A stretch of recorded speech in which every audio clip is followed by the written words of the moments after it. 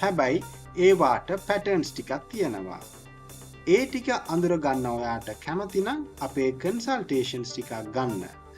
ඔයාට අපිව කන්ටැක්ට් කරගන්න පුළුවන් පල්ලෙහා අපේ WhatsApp නම්බරුත් තියෙනවා. ඒ හරහා අපිට පොඩ්ඩක් කතා කරන්න.